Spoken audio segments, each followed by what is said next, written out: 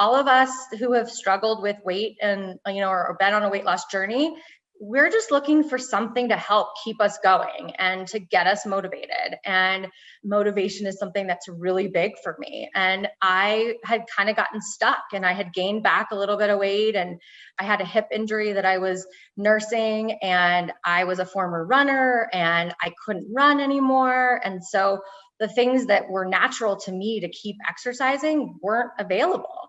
And so the bike became the thing that I could do.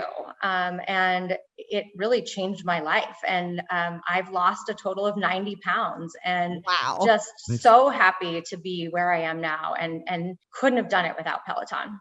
It's more than just your output, more than a bike. When you hear your shout out, you know it's all right. Put on your magic pants and let's go. We're cruising into the power zone. Clip in, set yourself free.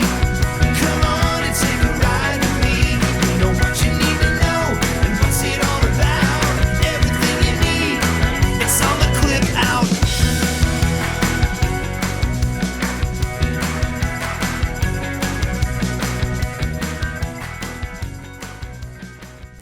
Welcome to the Clip Out Podcast, episode 222. This is Crystal O'Keefe. And this is Tom O'Keefe. Hello. Hi. Hey, we should probably remind people before we get too deep into things that we're going to do a special Zoom thing this weekend. Yeah, it's going to be fun. People want to come hang out videophonically. Tell them when.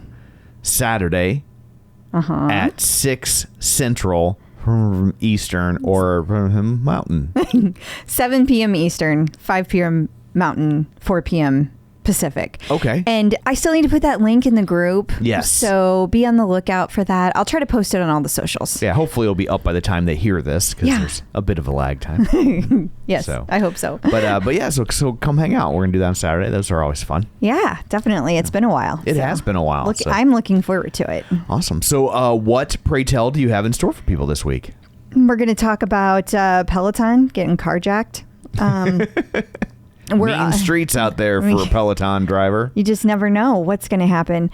And we're going to talk about, let's see. Well, Dr. Jenn is coming to visit. She's going to tell you what to do if you have a 117-week streak and suddenly have to move. Right. And you to a place that doesn't have Peloton. Yeah, like now to what? another country. Yes. And then we're going to talk about how there's instructors in other countries. What's that about?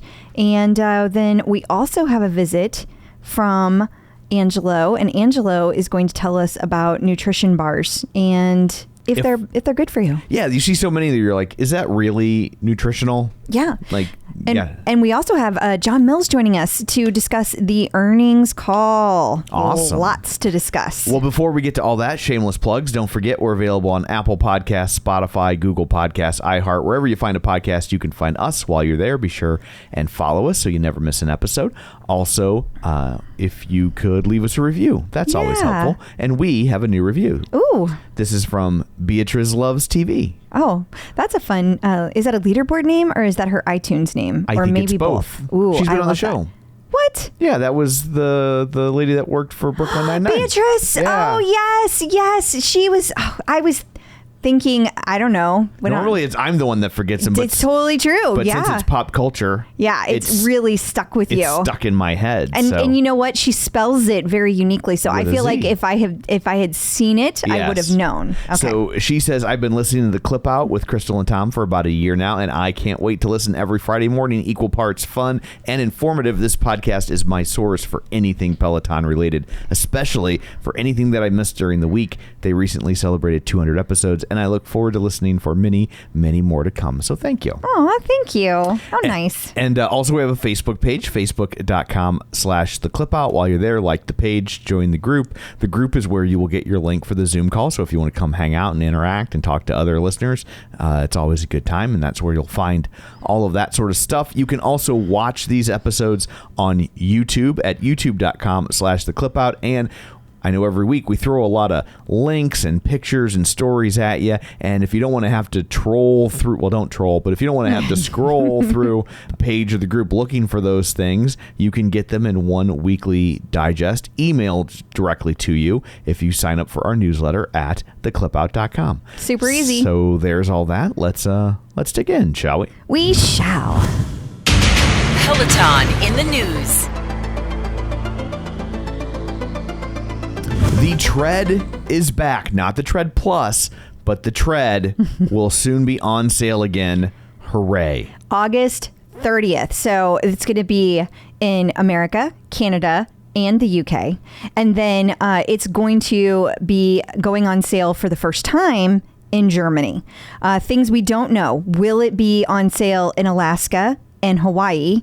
It had never made it to Alaska or Hawaii before. And so we're still waiting to find that. And then I just want to clarify, there's been so much confusion. I've seen a ton of press coverage about this, and I feel like it's getting all confused. We watched CNN and they had it all wrong. They had 3 facts wrong in like a 30-second segment. I wanted to call Jake Tapper and be like, what are you doing? Let me do it. But here's the thing. I think most of our listeners already know this, but I feel like if you see it out there, try to correct it. Yeah. Because I'm seeing it everywhere. There's so much misinformation. The facts are that the fix that has been identified and approved by the CPSC is only for the Tread. That is the smaller Tread. That is the one with the smaller screen, does not have slats, it has a belt, and it is the one that is new to the market. It's the one that came out second, so the Tread Plus came out first, but they didn't brand it as Tread Plus until the smaller one came out. Right. And the regular Tread, the Tread Minus, if you will, does not have an issue with things being sucked underneath it, which is what the Tread Plus got pulled back for. The safety issues that it was recalled for were completely different than the safety issues on the Tread. The safety issue on the Tread was about the monitor that had fallen off during some people's running. And no one that we know of has been hurt with that particular incident. However, the Tread will have now the 4-digit code on it. It did not before. Okay. So that same fix that they applied from a software standpoint to the Tread Plus will also be applied to the Tread. Awesome. Yeah. So there you go. You can share that with people that are telling other people incorrect things, because there's a lot of it out there. It's so much. Yes. And hopefully that means that the Tread Plus maybe isn't far behind. Fingers crossed. Yeah, I don't know. We'll see. It's also available in the showrooms now.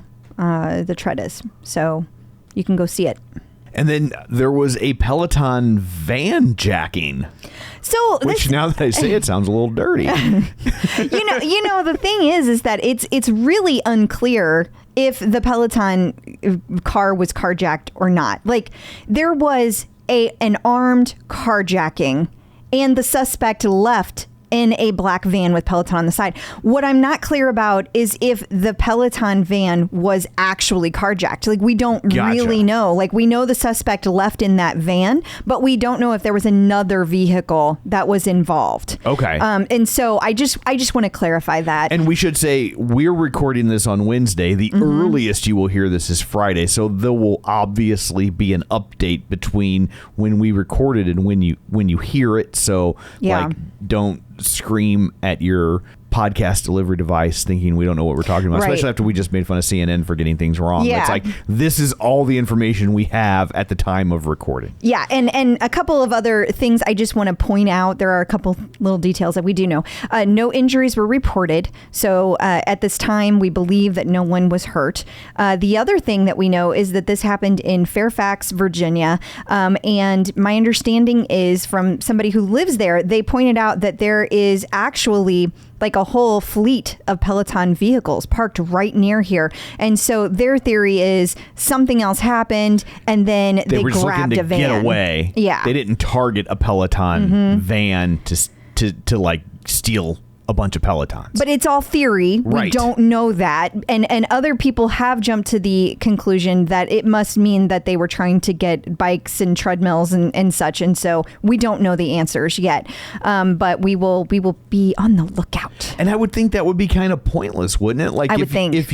If you bought a stolen Peloton from this person, well, it's going to have all the information in it to Right. show that it's stolen. So like, how is that going to Peloton would do just you any good? disable it. Yeah. So they'd be like, no, you bought a stolen one. Bloop, Right. You're Yeah. done.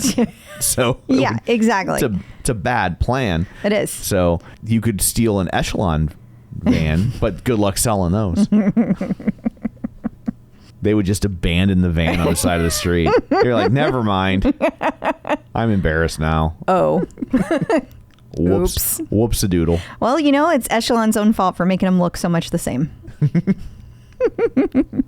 So there were lots of stories last week Oh my God. about the code and the background on Peloton and how there's gonna be a rower. There was like every 10 minutes there was another article, and Yeah. it's just like, oh my God, we've known this for a year and a half. I mean, we've known about if the not code for a longer. year and a half. Yeah. We've known the rowers coming for like 4 years. Yeah. So I'm like, my theory is, I mean, God love them. I really think that somebody at Peloton was like, we should leak this ahead of the earnings call, because I don't get why all of a sudden, otherwise this was out there. This was in news articles a year and a half ago. This is not new information. Yeah. And so I don't get it other than that. Like, it went through an official channel of being quote unquote leaked. Can you leak something officially? But I mean, as opposed to like us talking about it, Right. because we talked about it. It's out there. It's searchable. It's Yes. findable. And so I gotta believe that's what happened. That this was leaked. Yeah, it would not surprise me. I'm like, journalists, if you want to know anything, just give us a call. We're right here. So what amounted to, it looked like new information. So this is another thing that you can, let people know when you see it out there in the groups, like, correct them. This information's been out there forever. Yeah. We know that it's coming. We know that this is going to be announced the first half of 2022. So these are things we know. Correct people. Let's get everybody on the same page. Yes, please. Sorry, I don't mean to put everybody to work this week. Lots of assignments. I know. Now you know what it's like being married to her. Sorry. So Adweek had a nice write-up about Karina Kogan Yeah. and how she may be the reason you purchased a Peloton bike this year. And I was like, no, it's not. That's cute, though. Because I've had mine forever. I'm not a recent convert. But, but a lot of people, there's a lot of people coming on board. There are. Yeah. It was just, I couldn't help it. That was my immediate reaction. Anyway, Karina is It's like, we get it. You saw you two at a club, not an arena. I know. I am that person. Yeah. Oh, no. Okay, but here's the thing. Karina Kogan is the senior VP of Global. So global marketing.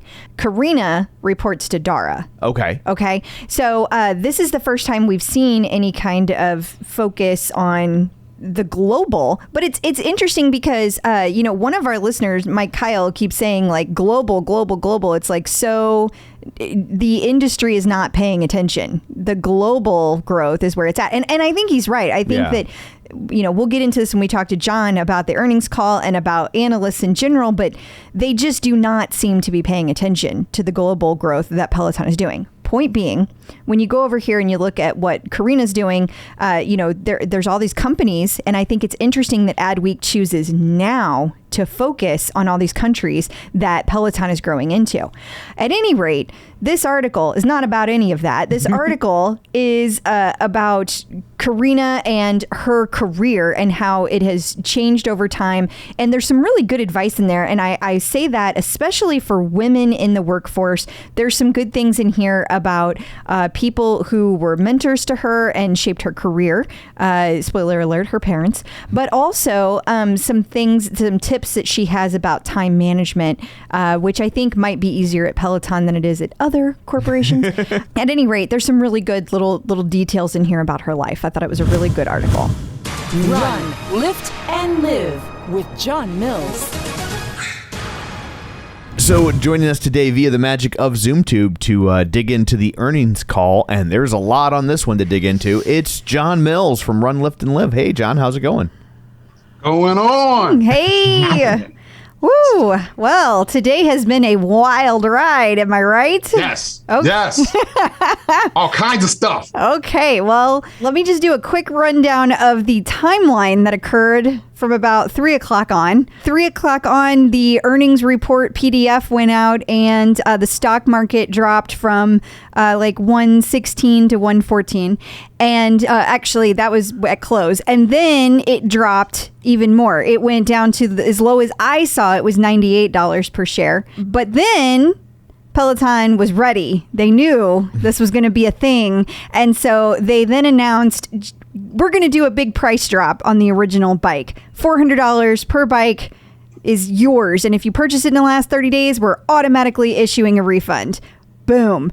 Price went right back up. So between where that occurred and now at the end of the call, we're back at 114. Ta-da. Magic. Pulling strings and manipulating, making stuff move around. It's all good. It's how they do it, man. It's how they do it. Do it. So what are your thoughts on this price drop? Well, I mean, it seems like it's yearly now, right? Wasn't the original price drop in September of 2020? Yeah. And well, I guess it was in July because they released the new Bike Plus in July of 2020, right? So yes, early September 2020, we were, in my group, we were guessing on what it was going to be. Okay. So that's why I'm assuming it was somewhere around that time. Okay. And back then, it's interesting, back then, we were trying to compare, what can they withstand from a margin perspective. And so based on that, what would they drop the price to? And a lot of us back then, our guesses were around that $1,500, $1,400 range. I remember that was my thought, was like $1,500 seems to be the number for that. Like, 'cause you want a bigger discrepancy because if it's too close to the Bike Plus, you just go, well, I'll just get the Bike Plus. And you're kind of losing all the people that are like just barely able to sneak into the market, maybe from a budget standpoint, Right. And we were debating between, well, based on their margins, how much can they afford to bring it down? And then based on that, how much are they willing to bring it down? And that's kind of what we were using at the time. And we were way off. Of course, they came in with $1,895 and we're like, oh, well, I guess we missed it. But, in the way the space works now, I mean, where it looks now, you got iFit and their high-end kind of comparable bike is $1,599. Yeah. You got Beachbody coming out and their comparable bike at Minx, was $1,599 recently at some point. They changed it now to $1,399. And so now you got Peloton. I know there are other players, but those are the only ones I consider. Yeah, right? I mean, I get it. So then you put Peloton, they're like right in the middle of this now. They're at $1,495. Like that seems to be kind of the common price point for these players. And so to me, it makes all the sense in the world. If you listen to what was said on the call when the question was asked, is this offensive or is this defensive? Offensive. Offensive. That was the question I had too. That came right out the chute too, like the first question. I know, and I love John Foley's answer, offensive. And then I loved how William Lynch was like, I just want to underscore offensive. Right. Yes, I could feel the clap out. I could. This is offensive. All right, I could feel it. Even though he wasn't doing it, I could feel it. No, I could tell. I could tell he was holding himself back. I could tell that was the intent because he was like, I want to underscore that this is offensive. So do you believe that? I do. I do believe it. My immediate thought was, because, I mean, there's some unexpected things for me in this. I mean, the numbers to me were impressive. Like from a revenue perspective, from a connected fitness subscriber perspective. I mean, those things were higher than they had said. But then the other things, it's hard to anticipate. The market was kind of making some assumptions around, they were going to lose, 45 cents a share. And it turns out it's $1.05 a share. Why did they make that assumption? Peloton never said that. That was there. Of course they just made that up. Right. I don't know how they go about their process, but of course the price drop was an unknown. Right. And I'm sure that there were other things in there. I know they talked a little bit about some of the impacts to why the margins being one. Now at 11 cents when historically it was around 11%, when it's historically around 43%. So so my initial thought was, oh, wait a minute, is this reactionary and it's defensive? Because now there are real players. But as you kind of listen to it and you kind of look at the numbers, and also you just in considering what the numbers look like in their what they reported. I mean, to me it feels more offensive. Well, and I think there's a couple things to point to that prove that it's offensive, because they said that they fully expect to be back to having a positive, like net income at the end of fiscal 2023. So they're like, we know we're going to lose money in 2022. Right. We never expected or planned or tried to make money in 2021. That was a happy accident. Right. So maybe not happy. Well, the when I say happy, I'm not referring to the pandemic. I know. I'm just saying the pandemic drove that. Right. So maybe it's not happy. But it absolutely isn't. Point. I was being silly. I know, but people will think I meant that. So now I have to explain it.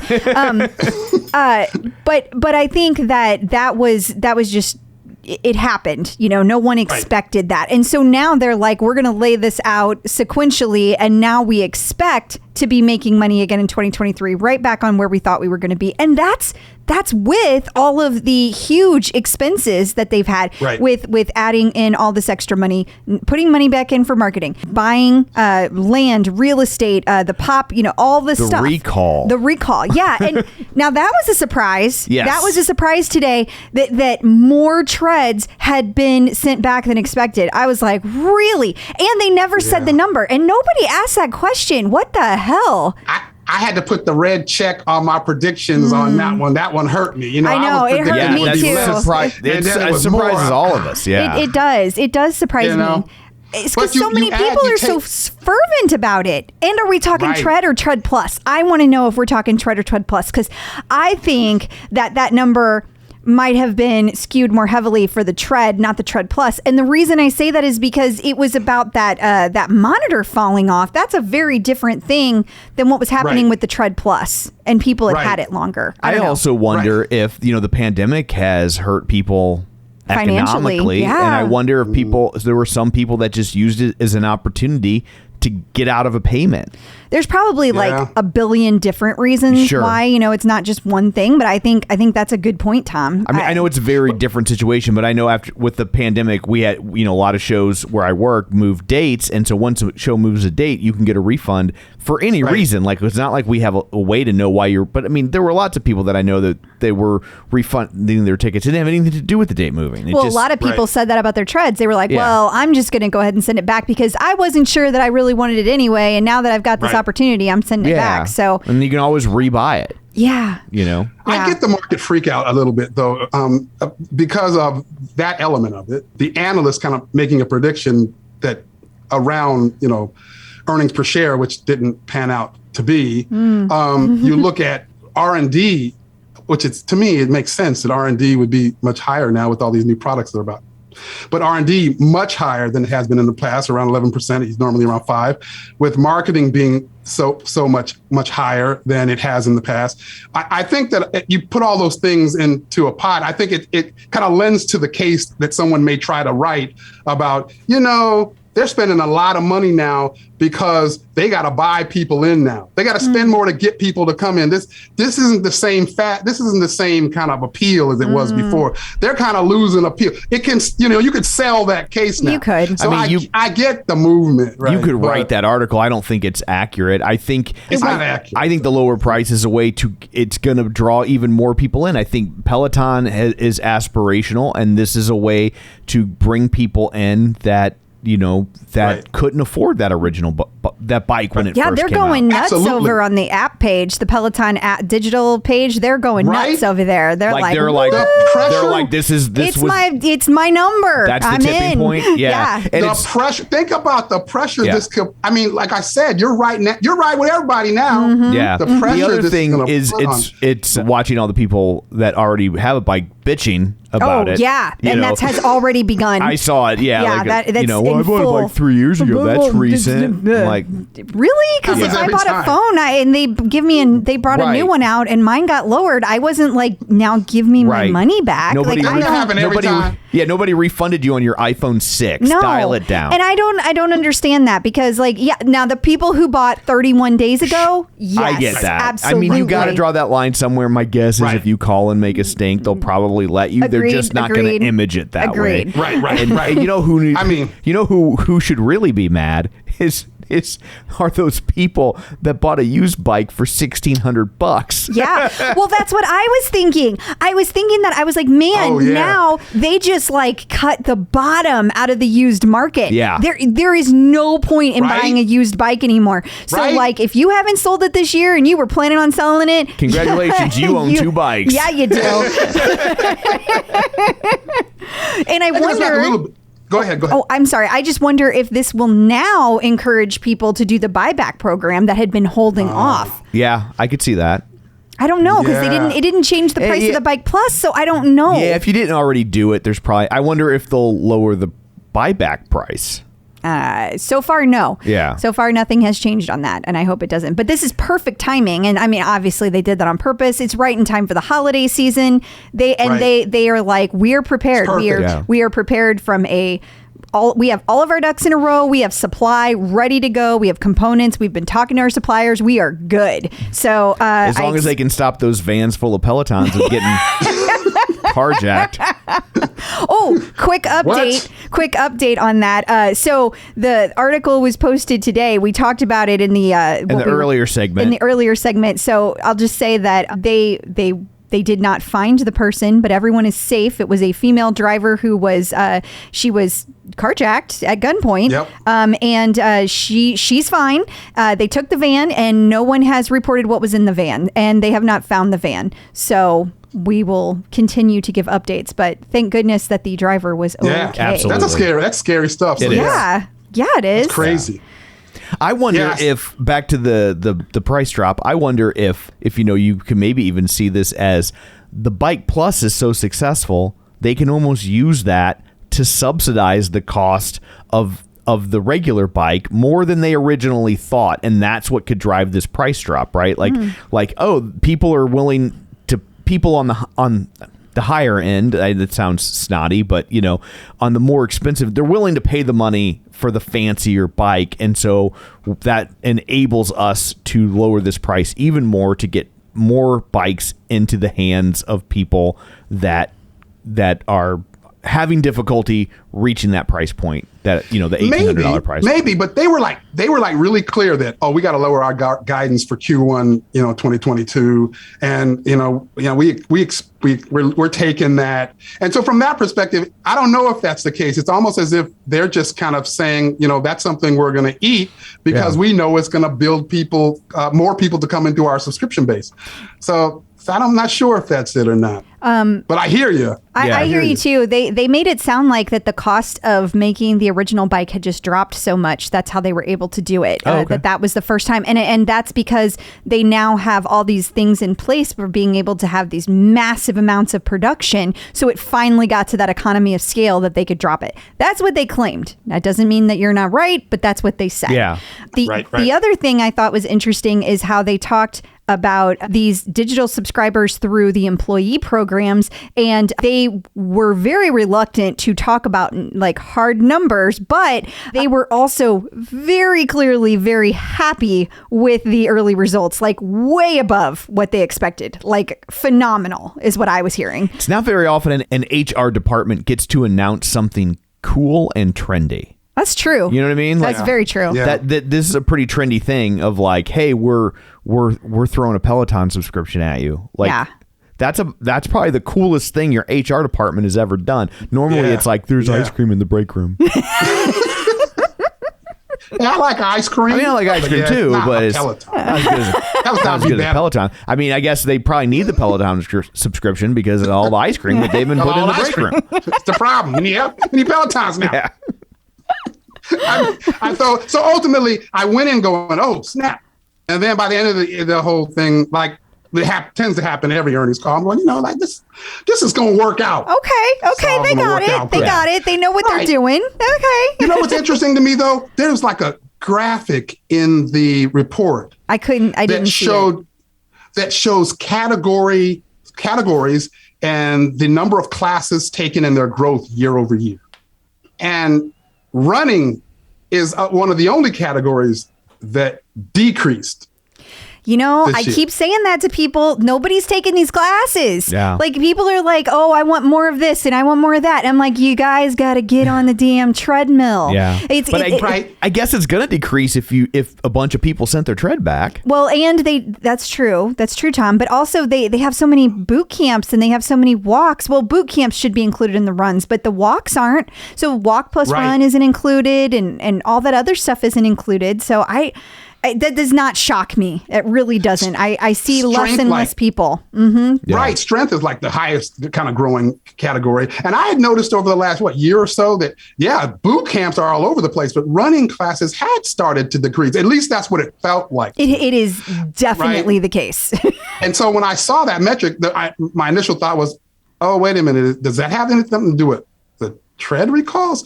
But then I started to think, I think this is just what they were seeing by whatever polling or analytics they were doing, that just wasn't kind of like there's been that decrease of 45-minute classes. Like, our OGs are like, we want more 45 minutes and that will never change. They're always going to feel that way. And I get it. But the metrics show most people want the 20 minutes. Yeah. And so they're going to keep doing more of those. And the pandemic has had an effect on all of this, but regardless, yes, I have seen a decrease in that, and maybe when they get the smaller tread out there, we will see an increase. There are always rumors about instructors that are coming on board, and I know we're going to have so many instructors start in the next year. Like I just know that, but I'm getting the vibe that we're very, very close to having instructors introduced to us for the UK for the tread. And so that's going to make sense with the tread dropping. Then we're probably going to have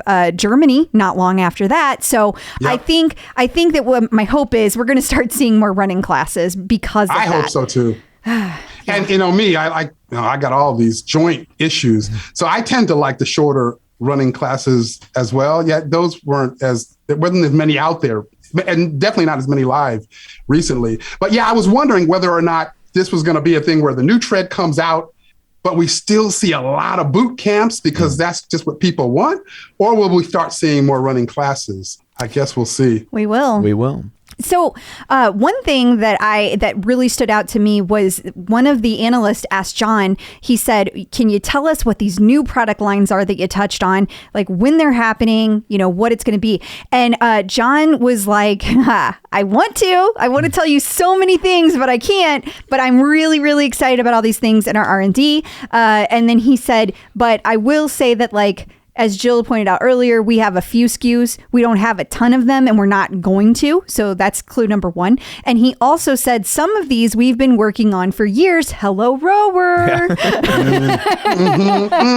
I'll be glad when they release the rower so we can stop talking about it. Rower. Oh my God. I kind of like making fun of Danielle about, me making bad guesses of when the rower is going to come out. I'm cool so once with it comes out, there's no more fun in that. The rower is the Avatar 2 of Peloton. Oh my God, it's true. It's true. We've been talking about this rower for 3.5-4 years at this point. So, Okay, so that was interesting. It's going to end up being an elliptical. It's not going to be a rower at all. There will be no elliptical. Unless it's under Precor, but that's a whole nother story. Nothing came up today about Precor either, really, other than, we bought them and we're integrating and it's going to cost a bunch of money. And that was really it. Nothing about strategy. So that was one thing. And Tom, you said something else. Oh, yeah. Towards the end of the call, they asked about, I forget how it came up, but Foley was like, I don't know if I should say this, but we have lots of leads on the Tread. Like, so a lot of people have gone to the website and I guess entered their data to say, let me know when this comes out. But I figure at least half of those are journalists. The people who sent their Treads back that we didn't expect to. Yeah. So true. So true, John. I've seen a lot of that. I sent my Tread back and I shouldn't have, wah, which I would be wah too, just to be clear. But yeah, that's a really good point. He said it in that perfect John tone, you know, I shouldn't say this. I could hear the grin on his face, that shit-eating grin. If JV had been there, she would have been like, no. That's what I was thinking. When he said that, I don't know if I should say this. I thought, are there people in the room going, Don't do it, John. Don't do it. Normally when someone at that level says that, I'm like, oh, that's just PR bluster. But we've literally watched him do that. When we did our Q&A, JV was like, do not say this thing. He immediately said that thing. As soon we're like, welcome to the stage, John Foley. Here's the thing. It was like when somebody's like, do not think about basketball, and then all you could think about is basketball. It was like as soon as she said don't do this, he immediately did it. Funniest thing I've ever seen. John. Yeah. So I guess there's your earnings call recap. Lots of interesting stuff going on. So I guess until next time, John, where can people find you?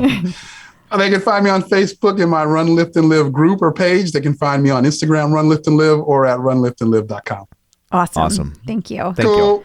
Talk to you guys later. Okay. See you later. Bye. Flip out.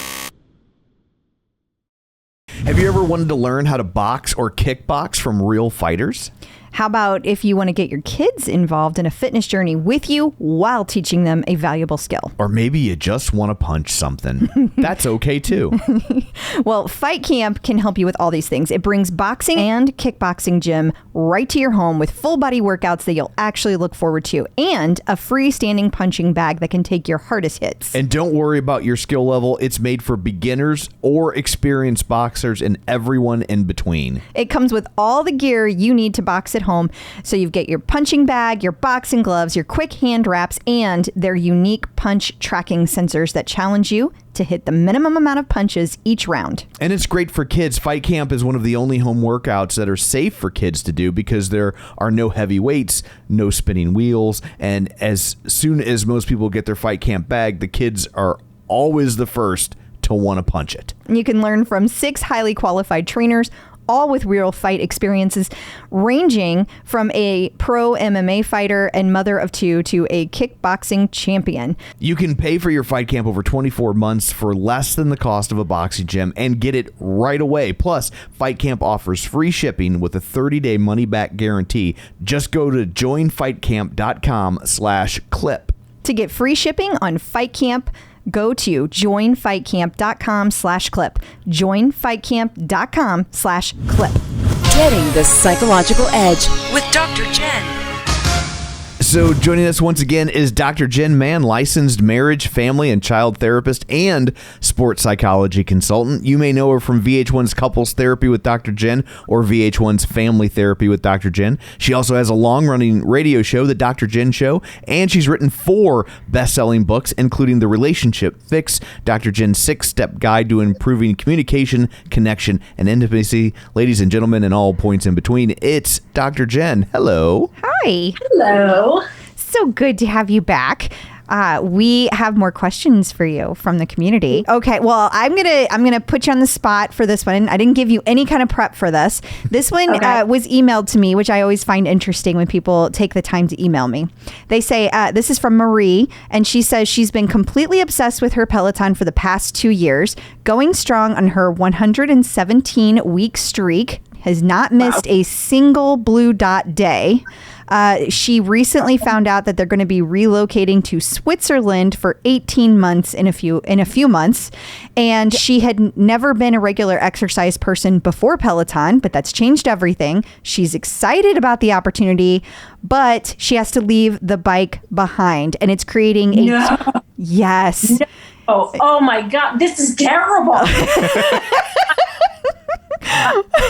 Okay. I'm at a loss. Okay, well, she's got lots of anxiety. I don't think this is helping Dr. Jenn. Okay, going to get it together. I just was so feeling it for her, but I'm clear-headed again. I lost it for a moment. I went to an empathy spiral, and I'm ready to give her advice. Okay. So she can still continue to get her blue dot. A few things. First of all, this is going to sound super obsessive, and some may say, oh, you're a therapist, you shouldn't play into this obsessiveness. But I am just as obsessed as she is. So I'm going to say, make sure when you are traveling to Switzerland, you get a plane with Wi-Fi so you can do your meditation and get your blue dot. Very good advice right out of the gate. We don't want you to get off your blue dot and have it throw you off when you get to Switzerland. And not to mention that you can also do the in your chair yoga that is available on the app. So we want to make sure that she doesn't lose her blue dot, and also it's good for her circulation on the plane to be able to keep herself moving, avoid blood clots, all that sort of stuff. So I think she's just going to have to recreate her regimen, and her regimen, instead of being bike heavy or tread heavy, it's going to need to be more about the strength training, the outdoor walks and runs, the yoga classes, the stretch classes, the dance classes, all of that sort of stuff, and the Pilates. And I think that she's going to have to get creative. Did she say how long she's going to Switzerland for? She did 18 months. Okay. So look, I think that what she should do is really divide that 18 months into maybe 3 or 4 different regimens, so that she can mix it up, so that she can say, okay, month 1 through 3 or 4, she does a trial and puts together a really fun plan for herself that also accommodates for weather, depending on what the weather will be when she actually arrives, and allows for walks and runs and all that sort of stuff. And then kind of on a regular basis, sort of recreate it. And she's going to have to be real creative on this. But I think it's very doable. I think she can continue to get her blue dot. And she also can use a stationary bike or a stationary tread and use her app. Oh, so, all is not lost, but she should be able to continue on her blue dot streak. And I think just being creative and looking at it as an opportunity to change things up. And then when she gets back, she's going to be so excited to be reunited with her Peloton equipment that I think it will really end up making her feel, when she gets back, a whole new enthusiasm for her fitness regimen. Oh, that's awesome. I really like the breaking it down into 3 or 4 things, because then it gives her something to look forward to instead of just something that she's dealing with. Like this, like trauma, I will survive this. Like it takes it and flips it on its head. I really like that. Does the bike not work in Switzerland? Could she sneak one in? Well, but I mean, how are you going to get it there? Well, but you can get Peloton in Germany, and Switzerland is right next door to Germany. Well, but then she's got to buy a whole new. I think this is about expenses, because she's got to leave it behind. I'm reading into this that it's not an option to buy another bike or ship it there. Now, that's just my assumption, because she does not say. Sure, and I figure shipping it. My first thought, like you, Tom, was like, okay, ship it. Yeah. Like, this is what containers are for. Yeah. This is what boats are for. Like, I'm not shipping it out, getting a converter, and like making it work. But if it's not an option, then hey, by all means, try what I said. And I've never shipped something of that size, so maybe it's not cost effective. But then I do go back to, like, could you buy one in Germany and just sneak it across the border? Yeah, I don't know. Yeah. We're not going to. Also, sometimes something that's not cost effective in the moment ends up being cost effective in the long run, because if you don't have something that helps your mental health and your physical health, you end up paying for it in therapy and doctor's bills and just sort of your lack of productivity because you're not feeling yourself and you're not doing well in your mental state. And if you're moving to another country, and I'm assuming this isn't, I'm moving back to where I'm from. If it's going to be unfamiliar to you, you're going to want the things that are familiar to you that help really give you like a foundation and root you. So if there is any way to get her bike there, I would definitely recommend it. Yeah, or again, if you buy one in Germany, I mean, if you think about it, if you buy 18 months is an extended period of time. If you bought it, used it for 18 months and sold it and recouped half of what you spent on it, that's probably worth the money. I mean, definitely. I just don't know if it's feasible from a financial standpoint. Or if it would I just actually don't know their situation. It might be blocked when you connect to Wi-Fi or something. I don't know how that works. I don't think so, because we've had other people, like, remember Hong Kong that's Hustler? true. Yeah, that's true. Yeah, they did that long before. It's just they just won't ship it there. So. Yeah. I don't know, just a thought. Well, we have lots of suggestions from Marie, so she is set. Yeah. Well, thank you so much for all that. It was tailor-made for you. It was like that question was created in a lab because After I got past my panic. Yes, it married your two specialties, right? Like your professional life and your personal passion. So like, boom, there we go. So until next time, where can people find you? You can always find me on social media, Instagram, Facebook, Twitter, Snapchat, and I post all of my Peloton workouts on my Insta stories at Dr. Jenn Man, 2 N's on Jenn, 2 N's on Man. Awesome. Thank you. Instructors in the news. Robin Arzon took to YouTube to talk about her new children's book, Strong Mama. Yeah, it's coming out in a couple of months, and she wanted to talk about it. So it's interesting. I know that we have already talked about this, that her book is coming out, Strong Mama, but I, for some reason, just got served like the information about the YouTube video. And if you stop to look at this, it was posted back on June 7th. So I'm not sure why this came up as like news today. Well, my theory, because also looking at it, you can't always trust the YouTube views, but it shows it only has 119 views. And so I'm wondering if this was recorded a little while back and that's when they uploaded it to YouTube, but they didn't flip it to live. And so it's still branded with the date it was uploaded, but it didn't actually get serviced or made available for viewing until today. That would make sense. But if you haven't heard Robin talk about this is a great opportunity to hear how she came up with the idea, when she wrote the book, what was going through her head, and just kind of like all the background information. And the best part is it's a short video. Like you don't have to, put aside a whole bunch of time to watch a video. Totally. It's only a couple minutes long. So really good information about the genesis of the book, the beginning of the book. Biz Journals writes about the upcoming Impact Leadership Conference, which is important for our purposes because it's being headlined by Tunde. Yeah, she is. It says the featured attraction at the Greensboro Chambers Impact Leadership Conference. And so it's going to be on October 27th at the Carolina Theater. So right now they plan to hold it in person, but they're also going to have a virtual option. So if that's something you want to check out, you can go get a ticket and join. RealSimple.com writes about 5 simple hamstring exercises, and they got a little help from Matty Maggiacomo. Yeah, so Matty went through and explained why stretching your hamstrings is so important and like the way that the muscle is put together. And so then it doesn't say if he gave the specific exercises, but he did talk about the importance of working your quads, your hamstrings, and your glutes equally so that you don't have muscle imbalances. And apparently it's pretty typical for people to have imbalances, especially, actually not especially, it says it's more prominent in women than men, which I find interesting. But that means that you're quad dominant whenever, a lot of times, that's usually what the muscle imbalance ends up being.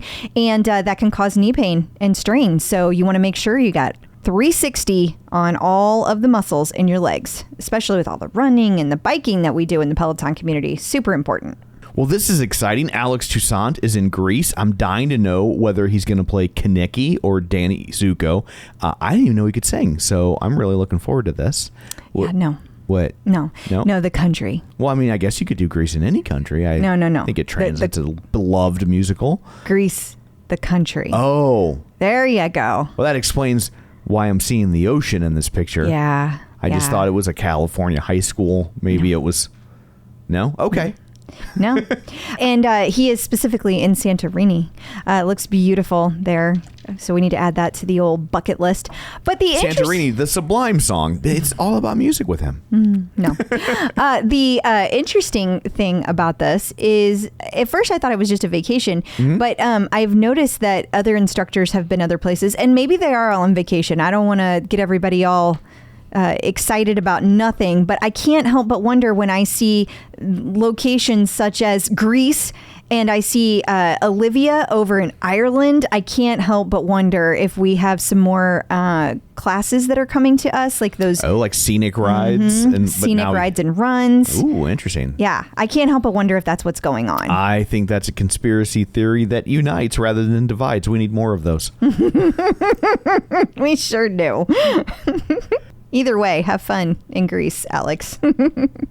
Cody Rigsby has partnered with Capital One. Yeah, I was browsing through the old Instagram today, and this cracked me up because he was talking about all the lounges that are going to be opening up in the Capital One lounges that are going to be opening up in airports. But he was also talking about how it's going to be so great for all the travel this summer. And I was like, is it still summer when it's the end of August? I guess we have a couple weeks left. If you go by, the actual moon phases, I guess you got a little time, but a little bit. But from an actual kind of cultural standpoint, I think we're pretty close to the end here. Yeah. This is like back when Peloton told me my tread was coming in the fall, and I got it in December. You got it on the day before the winter solstice. Exactly. Good times. Anyway, just another example of how these partnerships are just racking up for the instructors. Absolutely. And while we're speaking of Cody, he was declared the Dazzler of the Day on the Alan Ilagan, I hope I'm saying that right. I hope so. Website. He's a freelance writer, and he's done a lot of interesting work. He wrote like the bio / press release for Margaret Cho. He wrote the main body of text for like one of Madonna's tour program. So like he works at a pretty high level and apparently is a fan of Cody. Apparently he had already been named king of Peloton by this website, by Alan. And now he is also Dazzler of the Day. And that's literally the only point to this website. I mean, this page. Yeah. That's it. It's just all Cody. It's just in various in various stages of undress. Okie dokie. Enjoy. Enjoy indeed. So Clubhouse was very hot for a little while. I mean, I guess there are people still doing it, but then the other social media platforms have kind of launched their own, and Facebook's is called Audio Room. Audio Rooms, yep. Which is, they put a lot of thought into that. Yeah. And talk over here. It's these are things that were rejected, right? Like this is Facebook talkity talk. Which honestly, that's just off the top of my head, and it's better than Audio Room. It's not a great name. No. I will grant you that. I mean, you know what it is, I guess. Maybe their thought process is exactly what it is. You're not going to be confused, and then if it gets popular, then they'll rebrand it with something catchy. I mean, there's something to be said about keeping it simple. That is true.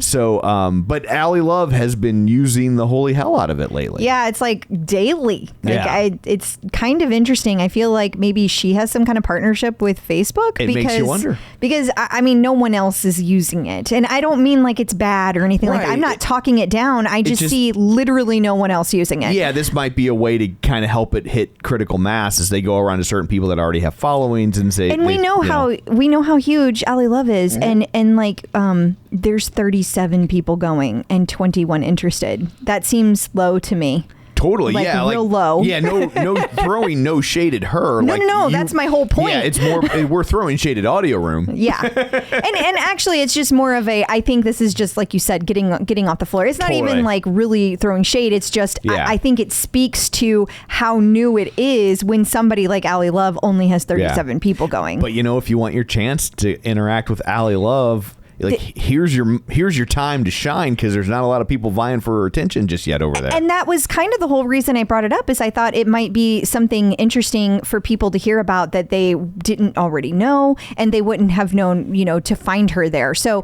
this today, or on the 25th, so I guess it's today, she's talking about weddings, but like literally every day this week it's been something else. So like just hop on there and look for her. It's under Allie Love Peloton, and you will, I'm sure, find some good topic to follow.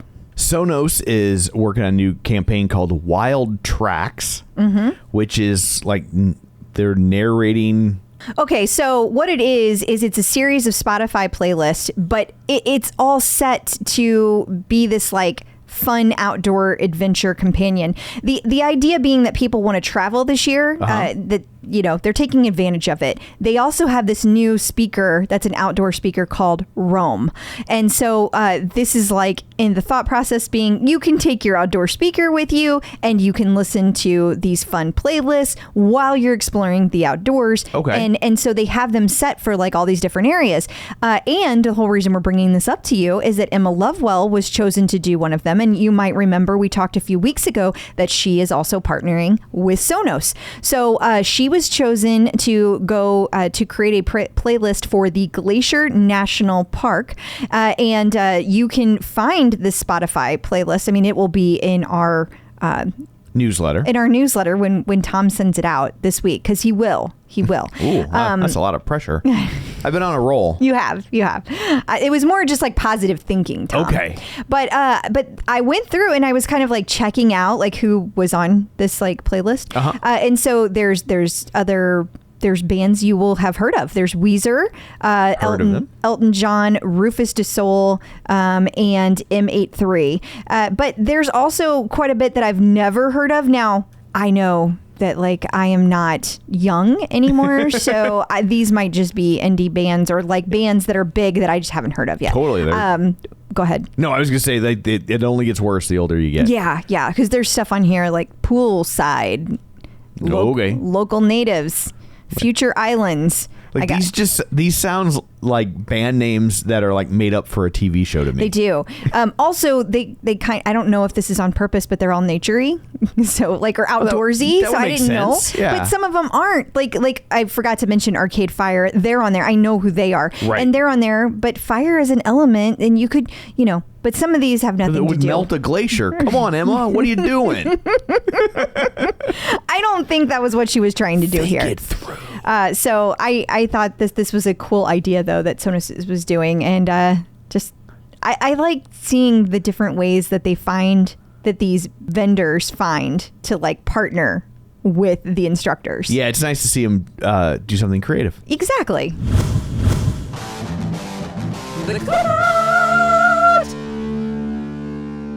So joining us today via the magic of ZoomTube from MetPro, it's Angelo. Hey, how's it going? Hi. Hey, guys. Good to see you both. Good to see you.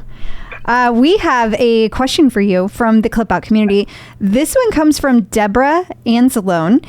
She says that she is always looking for healthy and nutritious bars to have on the go, and she needs some recommendations.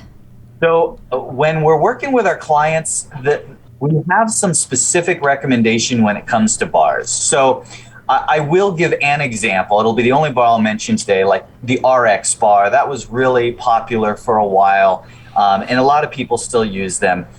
And rather than say good, bad, I'm going to tell you the characters, the qualities, the attributes of that particular bar that I like, because then that can spill over into any other bar that you may be looking at. Because if I say a brand today, you're going to hear this 3 months from now, and the formulations are all going to be different. The brands have all going to be changed. So what you want is to look for bars that you can pronounce the ingredients on. That's kind of 101. Do you recognize the foods that make this bar? So if you know the ingredients and it's just, a handful of ingredients that you can recognize and read, that's probably a decent bar. Now, if there's a paragraph of additives, chemicals, etc., probably not what you're looking for. Okay. Now, all that to say, now I'm going to actually answer the question she's probably asking, because this is what I get asked all the time is, are bars good for me on the go if I'm trying to lose weight, or if I'm trying to build muscle, or if I'm trying to XYZ goal? And so now I'm going to break everyone's heart and tell you, if one of your goals is weight loss, I prefer, and I'm using air quotes, I prefer whole food snacks. So I'm going to say get in the habit of bringing with you some fruit and nuts, a rice cake and almond butter, peanut butter, things like that, that once you create that habit, it's really not much more difficult than carrying, the bars, because most people are looking at them for quick and portable. And the reason is because they haven't perfected the magic ingredients where they can make a bar filling and low calorie. You're going to be so much better with the fruit as far as satiety. And usually if they are somewhat filling, they're not going to be low calorie. That doesn't mean they're going to be high, but it's not going to be my first go-to. Now, can they work? Have they worked? And have people lost weight using them? Yes, absolutely. But just as a best of practices, I'm usually thinking of bars when I'm thinking of someone that's more concerned with getting additional fuel and they're on the go and we're not too worried about the macronutrients or calories. Okay. Then we just want healthy quality ingredients.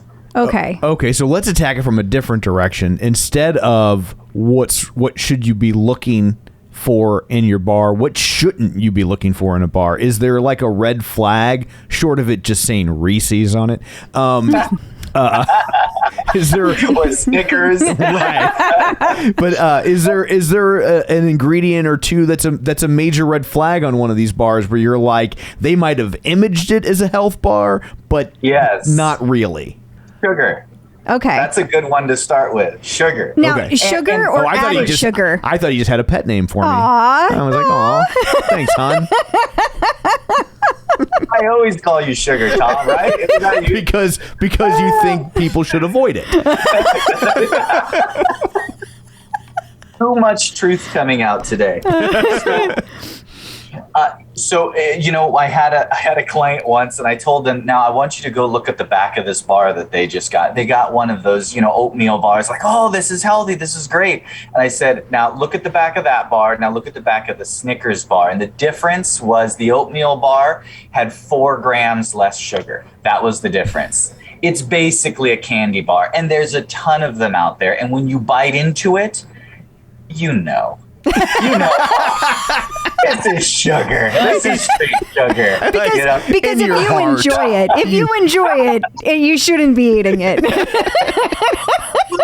I always say the answer depends. I was actually on the phone yesterday with a client, and I said to him, Mitchell, this is the only time you're going to hear these words come out of my mouth. I said, even if you have to grab a Snickers bar, it's okay. Now, could you imagine what might drive me to say that? He was going to miss an entire meal. Actually, he was going to be on a very, very long endurance road race. And he was concerned with not having anything. And versus not eating anything, even if you have to grab, see, that's the discllaimer there. So that's the only way I can get you to say I can have a Snickers bar is to go do a long road race. Dang it. It's not worth it. That's good. My theory was like, oh my God, Angelo's on the take. Mars paid him off. Okay. Well, thank you so much for all that. Until next week, where can people find you? MetPro, help me out here, metpro.co/TCO. You got it. We didn't even need to help you. 45th time's a charm. That's it. Thanks, guys. Thank you. Clip out. So you came across an incredibly cool website you want people to check out. Yeah, I do. It's really good. Nuts.com. And I would say that this is the best kept secret among savvy snackers across the country. And I'm going to tell you why. You can get any kind of snack from there, not just nuts. Like you would think that being called nuts.com. Sure, it would be nut intensive. But it's not. There are so many things like white chocolate toffee cashews, bourbon pecans. Okay, so those are nuts. But then they also have like chocolate covered coffee, and they have candied like strawberry, like dried strawberries and dried mangoes. So many things. They also have pantry items like baking mixes and pasta and things like that. Yeah, you can really fill up your pantry, and I really enjoy it. The kids have found things they like. You've even found things you like. It's good for everybody in the house. Chocolate covered pretzels. Exactly. Which I can't eat at the moment, but as soon as I can, they will get devoured.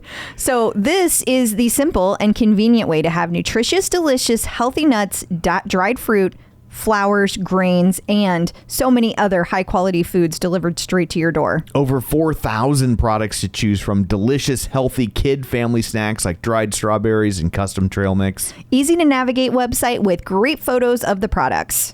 Nuts.com is your one-stop online pantry shop. They have gluten-free and vegan options. Deliveries fast. Most orders ship the same day. NewNuts.com customers get free shipping on your first order when you text TCO to 64,000. So text TCO to 64,000 to get free shipping on your first order from Nuts.com. That's TCO to 64,000. Terms apply. Available at Nuts.com/terms. Peloton celebrity sightings. So people were excited this week to discover that David Goggins has a Peloton. They were very excited. Like it's been a while since I've had this many people send the same thing over and over and over again. So when that happens, I know people are really, really excited about it. But he was just talking about, in general sports like things, and he like kind of talked for a while, but the whole time he's doing it, he's on his Peloton. Ta-da! There it is. Look at that. That was perfect timing. It was. So yeah, very, very cool. People are very stoked about this and pretty awesome. Peloton artist collaboration. The latest artist series features Eric Church. So for the people that are always wanting more country music, there you go. I am really excited about this one. Love me some Eric Church. And those classes started on August 23rd and go throughout the week. So if you haven't taken them yet, by the time you're hearing this, all the classes should be out there. Go check them out. In case you missed it. You have 6 new foam rolling classes to take advantage of. Oh my gosh, people are excited about this too. So Hannah Corbin has 6 new classes. People always speak so highly of her foam rolling classes. And if people out there haven't tried them, I highly suggest that you do, because she goes through specifically how to get the most bang for your buck time-wise out of using a foam roller, because it's not just rolling back and forth over the foam roller. It's not that obvious. You have to pause and kind of knead into the muscle, and but she walks you through all that, so I don't need to do it right now. Point being, it's awesome. So 6 brand new classes, so they've been completely updated. And also, Anna Greenberg's yoga series is back. Yeah, it's going to start back up the week of August 31st. And it's Cultivate Courage. And so it's a whole yoga class that you are just focused on cultivating courage. So that'll be season 2 starting on August 31st. The first class is at 6 p.m. Eastern. Peloton birthdays. And then finally, happy birthday to Kristen McGee. Yeah, 8/31 is going to be a big day. We've got for yoga, because we've got the Cultivate Courage dropping, and it's Kristen McGee's birthday. So if you hear this, go and wish her a happy birthday. Happy birthday, Kristen. Checking in with the Peloton community. So joining us today via the magic of ZoomTube is Jennifer Barker. Hello, Jennifer. How's it going? Hi, guys. Good. How are you? Good. We're so excited you're here. I am really curious to find out how you originally found out about Peloton and decided this is definitely the bike I need to take home. Yeah. So it's so weird to think it's been almost 4 years now since I started my Peloton journey. I feel like one of the old veterans at this point, because, before pandemic even, right? We had no idea what we were getting ourselves into, but I got my bike for Christmas as a gift in 2017. I had sort of seen some commercials. There was a store in our mall, and I really was excited about, the possibility of having it. And when I got the envelope on Christmas morning, I was so excited. I was kind of right in the middle of a weight loss journey and knew that this might be the thing I needed to take it to the next step. Wow. That must be exciting. And I'm curious what your thoughts were on the commercial, the big commercial when it came out. The commercial, the infamous commercial.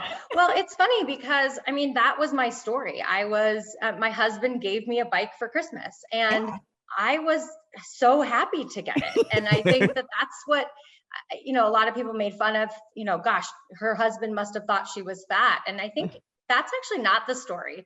All of us who have struggled with weight and, or been on a weight loss journey, we're just looking for something to help keep us going and to get us motivated. And motivation is something that's really big for me. And I had kind of gotten stuck, and I had gained back a little bit of weight, and I had a hip injury that I was nursing, and I was a former runner and I couldn't run anymore. And so the things that were natural to me to keep exercising weren't available. And so the bike became the thing that I could do. And it really changed my life. And I've lost a total of 90 pounds and just so happy to be where I am now, and couldn't have done it without Peloton. Congrats. That's amazing. Absolutely. So had you asked for the Peloton or put that out there into the universe? We had some conversations. Okay. I definitely have a robust Christmas list, we'll say. Got it. Well, and I think that was the people's big hang up with the commercial is there was no reference in it to that that she had requested one. Like it was, I think those who were super into Peloton just assumed that she had, and then people who were not pro Peloton assumed that she had it, because it wasn't spelled out. But yes, I well, and those people who don't have Pelotons or who haven't been on this journey, they don't really know what it can be or what it means. And there's so much more than the bike. I mean, now I have the Tread, of course, but the community is what changed my life. And like all of the friends that I've made and all of the connections that I've made, that's what kept me getting on the bike day after day, was knowing that I was going to meet, Claire in Austin was going to ride with me, or, Tierra in Oregon was counting on me to take that strength class. And that's really what Peloton is to me. It's not just that piece of equipment.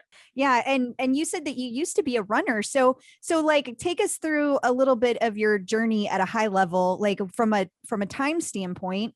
Were you a runner when you were young and athletic? Like, were you an athletic person when you were young, or was this something that you had gone in and out of? How did that work? So I was definitely a child athlete. I was a swimmer, actually, when I was younger. I was a competitive swimmer, swam until I was about 20. And, at one point was working towards being a junior Olympian in swimming and loved swimming. But, as you get older, it gets a little more complicated to go to the pool and shower. And so in college, I really took up running because it was easy to do. You could do it anywhere. And then I met a boy and he introduced me to strength training, and strength training is one of my favorite things. And that's really, I love that Peloton has moved in the direction of having some strength training classes. And like Tom and Crystal, I have a tonal as well. So all of these connected devices are really changing the way that fitness can be done. But running and strength training became something I did. But then as I got, into my 20s, and then when I had my daughter, Ava, I stopped really working out, or I started checking the box. I would go to the gym and do 30 minutes on the elliptical or take a step class. And none of that was really doing what I needed it to do. It was more of a chore, and it was what you were supposed to do. I wasn't in love with it like I was when I was an athlete. And so when I had Ava, I weighed 218 pounds, which is unbelievably weird to think about now. And I had to lose that weight. I had to somehow get back to where I felt comfortable in my own skin, and nutrition played a key role in that. But, exercise was big. So I started running after I had Ava, and then I injured my hip, and I had hip surgery. It'll be 9 years in April next year. And for a torn labrum, I basically couldn't walk.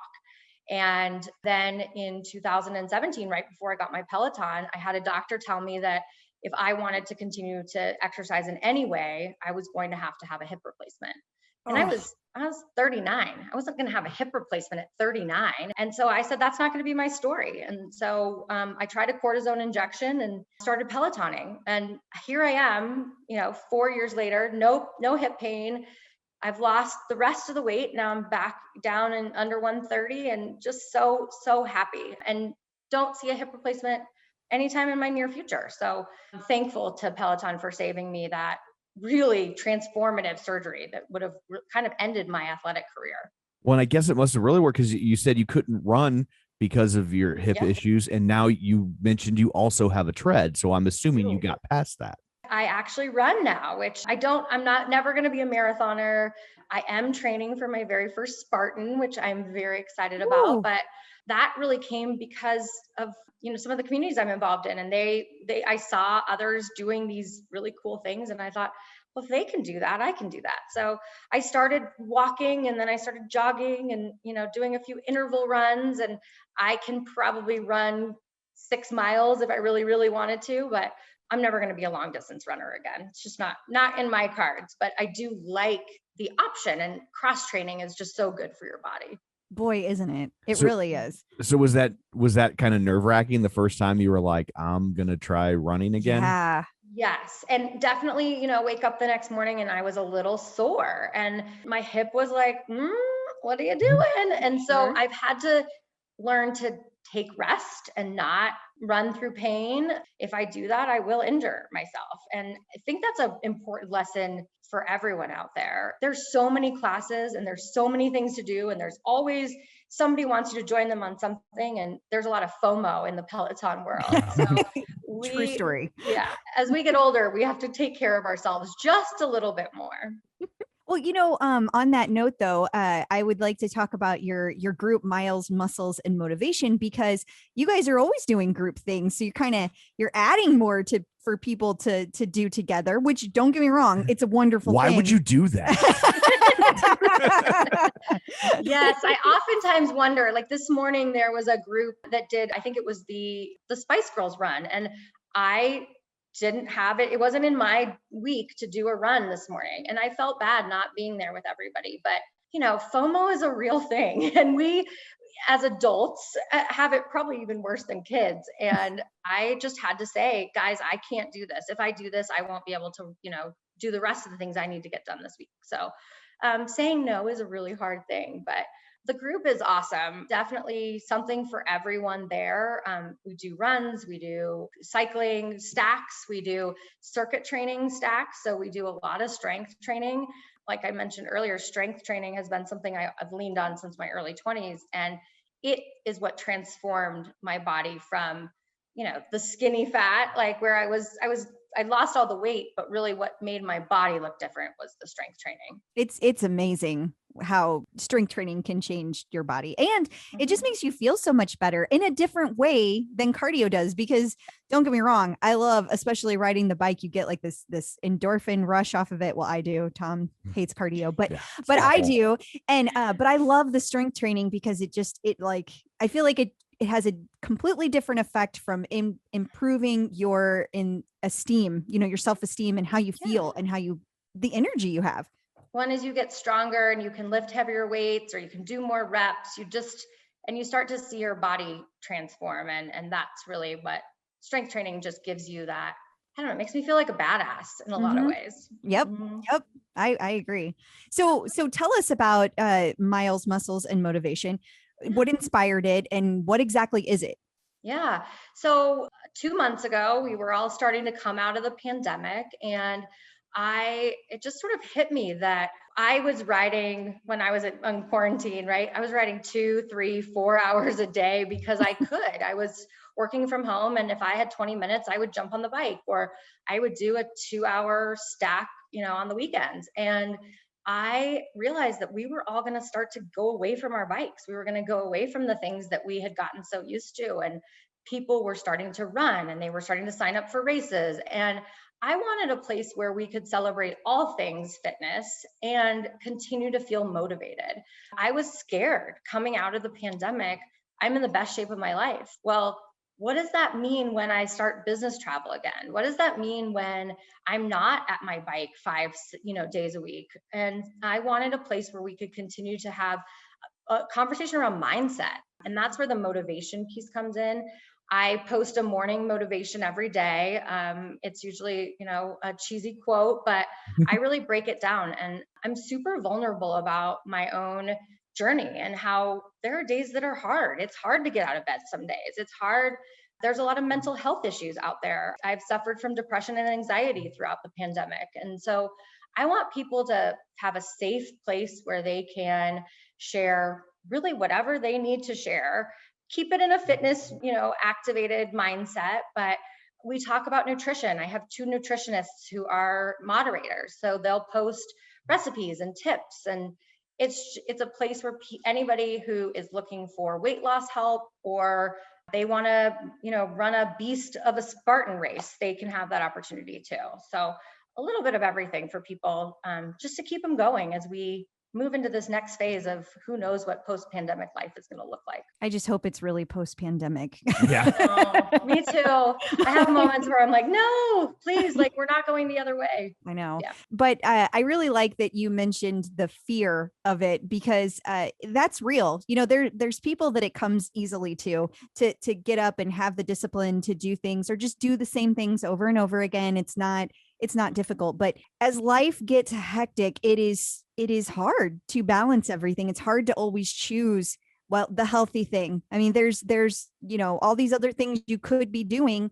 And sometimes you just want to go with the path of least resistance. And so it's a scary thing to think how easily you could slide back to where you were. Wherever you were. Yeah, whatever that means for whoever. Right. And so that's really what we talk about. And we lift each other up. Like yesterday, we have a woman in our group who is in the golf championship at her club, and we all made her little good luck Donna signs. So it's not just about Peloton anymore. Like, although that's a really big part of who we are as a group, we all know that there is a life outside of Peloton. And as we get busier and busier, we want to celebrate the wins. We want to talk about the struggles, and we really want to help people be the best they can be in whatever that means. I love that. I really do. Absolutely.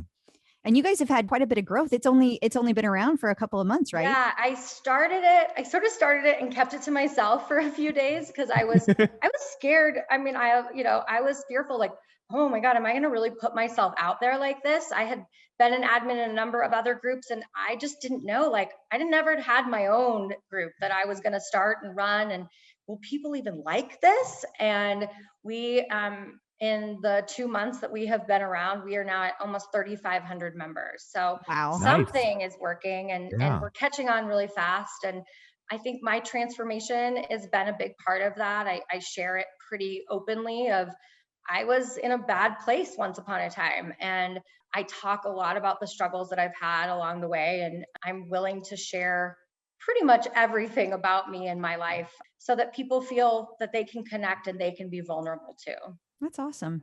Has there been anything that's like really surprised you about starting up the new group, whether it be interactions or people's reaction or? Yeah, I have people reach out to me all the time privately and just tell me stories of how it has really changed their life, or how they, maybe didn't want to get out of bed that day. Mental health is something we talk a lot about in the group. The second week actually that we were around, we did a mental health stack.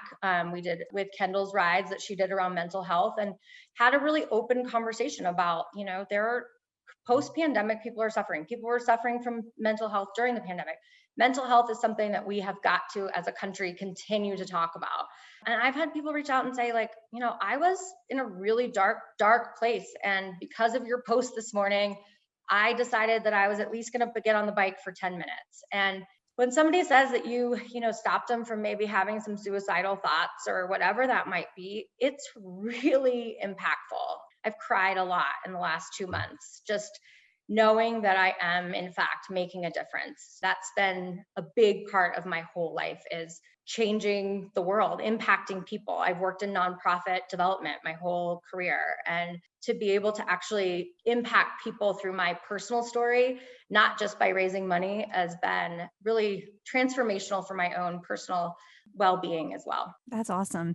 Now, is anyone welcome in your group, or is it like limited for men or limited for women? Is it anybody? No, we have men, we have women, we have people who have owned their bikes for 5 years, who have been to every HRI, who know all the instructors. We have people who are waiting on their bikes that are just so excited to get involved in something. We have people who are on a big weight loss journey. We have one person who wants to lose 100 pounds. We have people who are veteran athletes who run ultra marathoners, I have one lady who's training for a 50 miler in October, which I will never do. But I think it appeals to everyone because mindset in particular is something, no matter where you are on your journey, it can be difficult, it can be valuable. And we share a lot of different, professional athlete stories. We're just trying to keep people going every day. I love that. Absolutely. So do you personally have a preferred instructor? I do. Jess King is my spirit animal. I've actually ridden with her twice in the New York studio. Would love, love, love for the studio to reopen. I rode my 100th ride with her and my 350th ride with her. And now I'm at almost 1,800 rides. So rode 1,000 rides in 2020 during the pandemic. Wow. Yeah, it just sort of took over my life. Sounds in a good way. Yeah.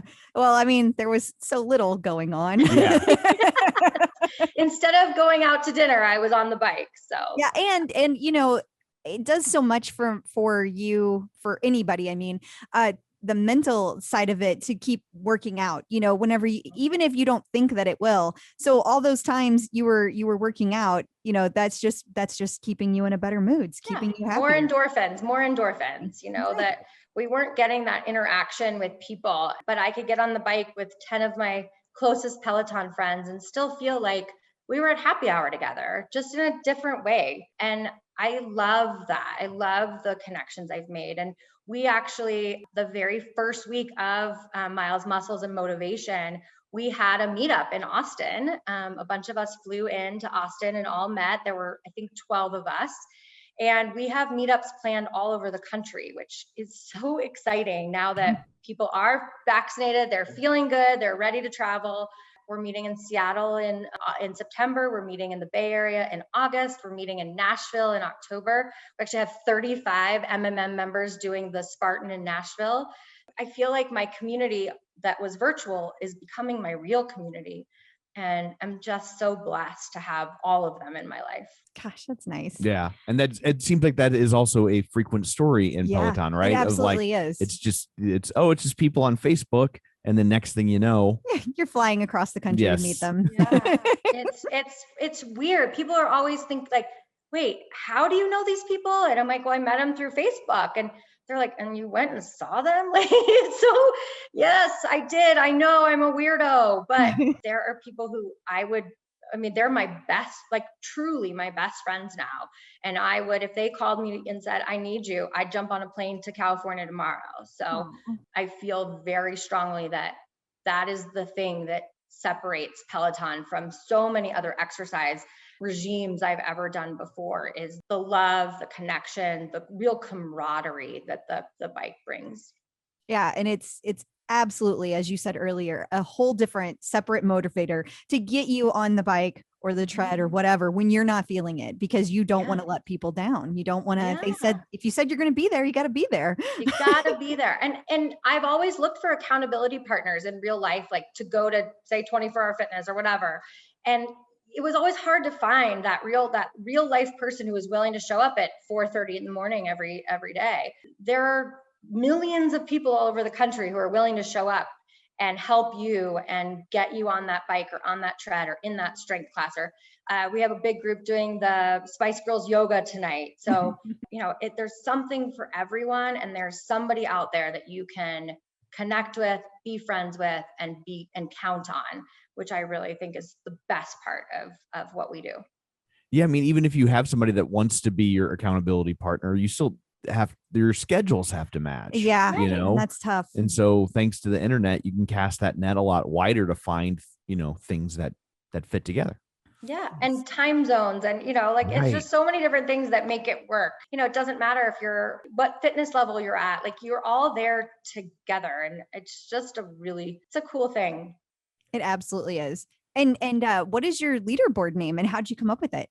Yes. So my leaderboard name is Blonde Bombshell with no vowels. And when I started writing, my leaderboard name was JB Strong. My initials are JB, and I wanted to always remember to be strong. And as I got into the Peloton community and I met more Pelotoners, I met somebody who said, like, I love your leaderboard name, but it's not really you. And I think you should be Blonde Bombshell. And I was still in the middle of my weight loss journey. And I was like, I am not a bombshell. And I just didn't see myself that way. But I changed it. And honestly, like, as I have gone on this journey, it has become part of my persona. And it gave me a confidence that I wouldn't have had otherwise. And I am now the Blonde Bombshell. And I absolutely believe that in my head, that, I can be you can be whatever you want. And that's one of the great things is your leaderboard can become who you are, or you become, or, you're a reflection of that in a really big way. As Dr. Jenn would say that, it's if you say it enough that you will become that. It will become part of your persona. Like you became Clip Out Crystal. Exactly. Isn't it funny? Like you really, like, that's part of who you are now. And it is. People have always said, like, would you ever change your leaderboard name? And the answer is absolutely not. It is who I am. Absolutely. I totally agree with you. I would never change my leaderboard name. And I wouldn't change it even for a second for somebody, because somebody might steal it and then I would be super upset. Yes, it's exactly right. And every time I see somebody who has like even a close to my leaderboard name, I'm like, I know, right? Give them the stink eye. there's a mom bombshell out there, and I'm always like, oh, and we ride together sometimes. So yeah. Battle of the Bombshell. Battle of the Bombshells. Bombshell battle. Yeah. So do you have any advice for people that are just now entering the world of Peloton? Yeah, I actually heard this on one of your other podcasts, but join a tribe, find your people, and don't just join and sit in the background. Like, engage, like posts, comment on posts. If somebody is in your neighborhood in that group, like, send them a message, get involved. Don't be afraid. There is a group out there, the big official Peloton group, where I would not probably engage on a regular basis. Yes. Yeah. It's a little dicey. It can get ugly over there. That place is scary. It is. It used to be such a good place. Yes. The smaller groups, especially those who are intentionally safe places, that's where you can really make friends and you can become kind of whatever you want, and show off and just meet really, really cool people. But you can't just sit on the sidelines. Like, you gotta jump in, and you really gotta start to be a part of it. Otherwise you're kind of a voyeur in some way, right? Well, along those lines, though, since you're doling out advice, this might be a good. How do people get past the fear of putting themselves out there? What are they? Do you have any suggestions? Yeah, that's a really good question. I think for me, it was seeing something that I like. Maybe it was even just like starting with like a like button, right? Or a love button. And then it was, okay, well, this person is riding in this ride. And I might say, oh, I'm going to ride that ride too. And so then you just starts to snowball. And in groups like ours, where I have so many people who have been involved in Peloton for a long time, we are really intentional in, if you are going to comment, we're usually going to comment back and try to bring you in even closer. I do a new member welcome every week to welcome all the new members and tag everybody and entice people to put their leaderboard name out there and where they're from. And then I respond to every single person who says something on that feed, because I want them to know, like, I'm paying attention. You're here. I see you. I believe in you. And I always tell people, if you want to reach out to me personally and just say, hey, I'm new and I don't really know what I'm doing, that's what I'm here for. And it can be scary. Like, I'm going to talk to a stranger, but yes, you are going to talk to a stranger. And what's the worst thing that could happen? They don't respond. Like, we got to start to know that we are important people, and we have our own story to tell, and we want to make friends. There's nothing wrong with that. There isn't. Not at all. Well said. Yeah. Well, before we let you go, just let's have everybody, or remind everyone, like the passive voice all the time. Just don't start referring to yourself in third person. No, I can't do that. I will not do that. Tom refuses to do that. Remind everybody where they can find you on social media and your group and all that stuff. So the group again is Miles, Muscles, and Motivation. So we're on Facebook. We have an Instagram page. And then I am Blonde Bombshell on the leaderboard, and I'm one Blonde Bombshell on Instagram. So awesome. Do you have vowels on Instagram? I do not. It's one Blonde Bombshell, just no vowels, and it's Miles, Muscles, and Motivation. So we would love to have you. The more the merrier. Come join us, get in shape, find some people to be friends with, and let's kick this post-pandemic world's ass. Let's do that together. Love it. Awesome. Well, thank you so much for joining us today. We really appreciate it. Thank you guys so much. I feel a little bit like I'm talking to celebrities. I have you have a very low bar. It's a little strange for me for sure, but thank you guys so much. I feel very, very lucky to have been part of this today. Well, thank you. We feel honored that you are here. We really appreciate it. Awesome, guys. Well, thanks again. So I guess that brings this episode to a close. What, pray tell, do you have in store for people next week? Next week is going to be Natalie Oven. So that is an awesome interview. Can't wait to share it with you guys. Awesome. Until then, where can people find you? You can find me on Facebook at facebook.com/Crystal D. O'Keefe. You can find me on Twitter and Instagram and the bike and, of course, the tread at Clip Out Crystal. And you can find me on Twitter at Roger Kubert or on Facebook at facebook.com/Tom O'Keefe. You can find the show online at facebook.com/The Clip Out. While you're there, like the page, join the group, and wherever you're getting your podcast from, be sure and follow us so you never miss an episode. So that's it for this one. Thanks for tuning in. And until next time, keep pedaling and running. Clip in, set yourself free.